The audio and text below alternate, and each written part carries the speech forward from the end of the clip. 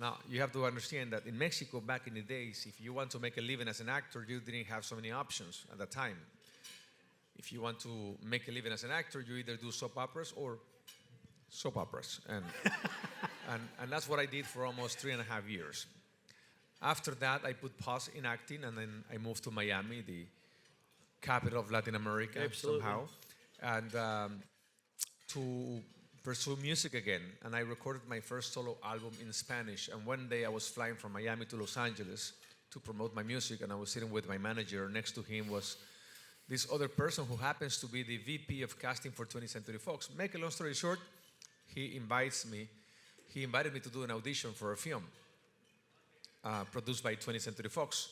I told him that my English was not very well because when I was 14 years old, my parents, they sent me to study English to a very small town in Oklahoma called Moore, Oklahoma.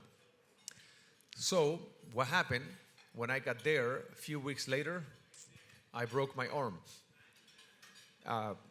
playing arm wrestles.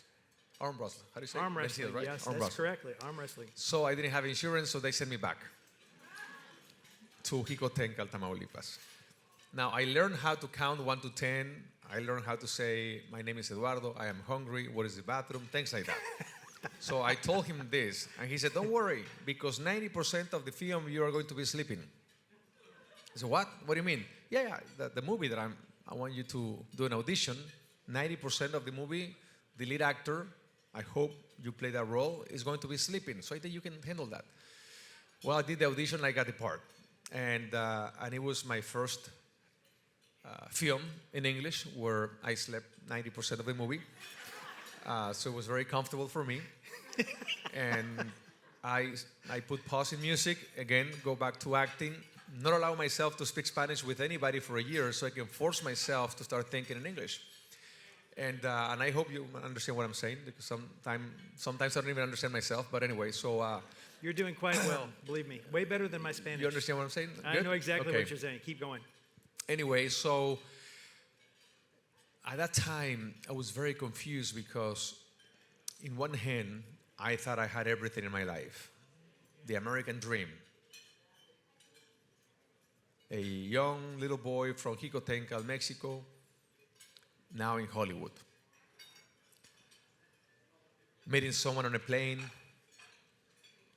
who auditioned you to be in a movie in Hollywood, and now here I am, finishing this movie,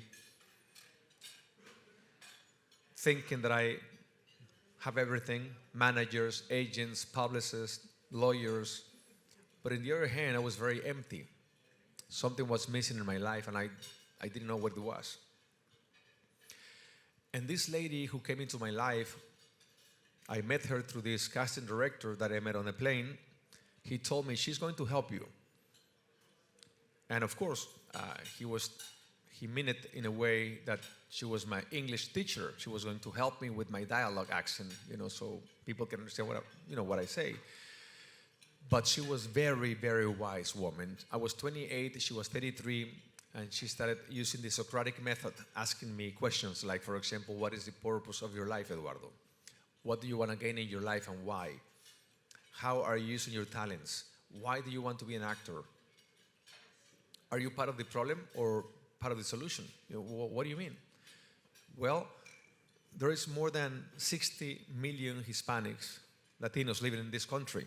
And many people think that you guys are a threat to the democracy of this country because we believe that you guys are what we see in film or television, the negative stereotype of Latinos in media, in movies, where we always see you guys as the worst of the worst. Bandidos, criminals, cartels. And if you're good looking, then you are the womanizer, playboy, Don Juan, Casanova, etc., etc., etc. Very few times we see Latinos having the opportunity of being heroes, but not like Superman or Spider-Man, but the everyday hero. The man who came to this country not to steal anything, but to work really hard so he can provide for his family a better opportunities, better life. Mm-hmm. Latina women reduced as objects, sex symbols. Tell me about your sisters. Oh, what do you mean? I mean, my sisters, they're like the heart of the family. They're full of wisdom. They're smart. They're beautiful. Okay, so are you part of the problem or part of the solution? Because media influence how people think. Media influence how people think. And when I look back, I realized that I was part of the problem, not part of the solution. And I made a promise to God right there that I will never use my talents again to do anything that will offend my faith, my family, or my Latino culture.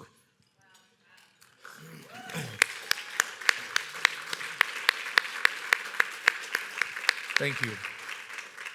And after I made that promise, I ended up not working for 4 years. So be careful what you promise. Not because it was not enough jobs out there, but because everything that I got in my table, every single offer, every single opportunity was about the things that I promised I would never do. So I had to turn them down until I lost everything in one hand. But in the other hand, I found everything that matters in life. True freedom, which is not to do whatever you want to do, but to do the right thing.